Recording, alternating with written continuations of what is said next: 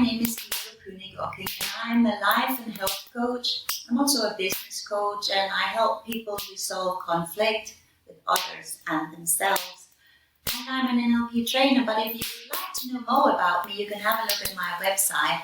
It's called coachingvital.co. You can also see the address here on the video. This is the second blog of 4 about how it is that we as humans are now living longer. In part 1, we learned that humans get to live much longer now, thanks to technology and medicine advances.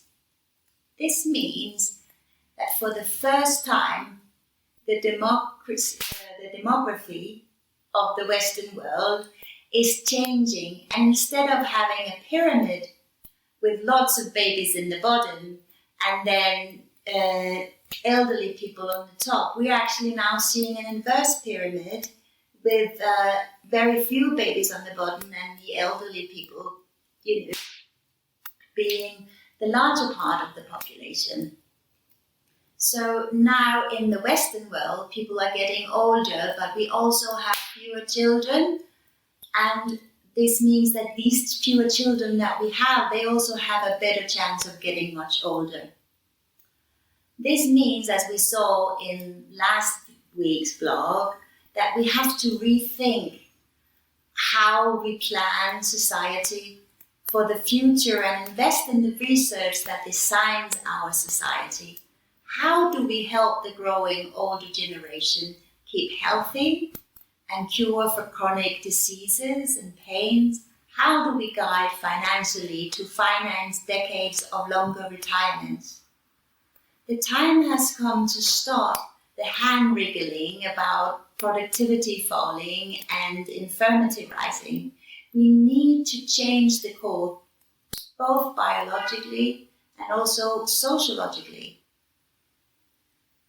of a longer life.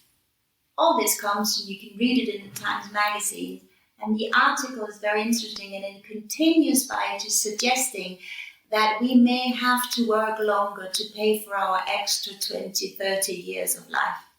And this way, maybe parents could get more time at home with their younger children, and saying that if we invest in the physical and the mental health and the well-being of the older generation, we may get to a point where we can see that as an opportunity and not as a crisis for humanity. And as I learned by reading this long article from Time Magazine, science is very close to inventing pills or being able to pluck out the aging cells, just as we pluck out grey hair, or we give self-blood infusions of younger blood. This research, which is far from finished, will not make us live forever for the time being, but it may make those extra 20, 30 years a bit better for us, which sounds quite good, doesn't it? However, there is still a lot we can do ourselves to keep healthier longer, and the advice is still the same. There's no surprises, I'm sorry. Don't smoke, drink lots of water, exercises, use sun cream, sunglasses, and eat healthily. As it is put in Time Magazine, nobody wakes up in the 90-year-old body without any warning signs. At 18, the stretchiness of our skin declines by 1% per year.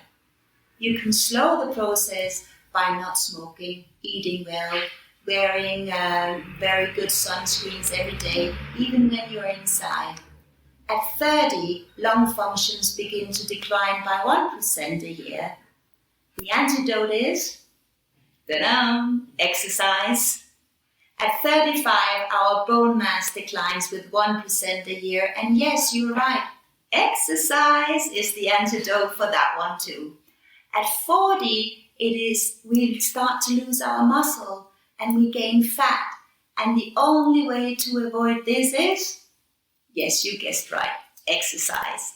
At 50, our kidney functions begin to decline, and you may not notice this at first, but best thing to do is to drink plenty of water.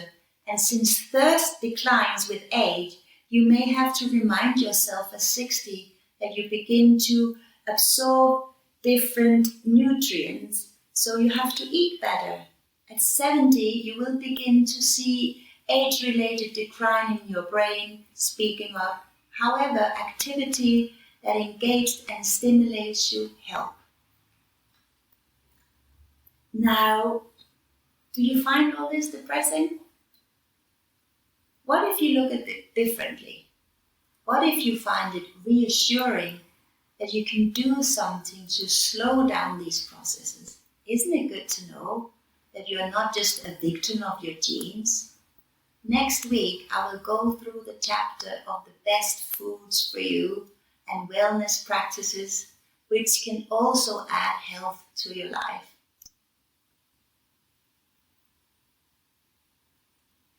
You can add health to your life. So, whichever way you see it, the fact is that we are getting older, and it's also our responsibility to enjoy better health during those years. Research is doing its part to help us. Now, we also need a healthy system that supports us and treats us instead of just drugging us and disguising the symptoms. I hope you are as happy and healthy as you would like to be. And remember, it is for free to be nice. That is all for this evening, and I hope you are well. I'll see you soon. Bye.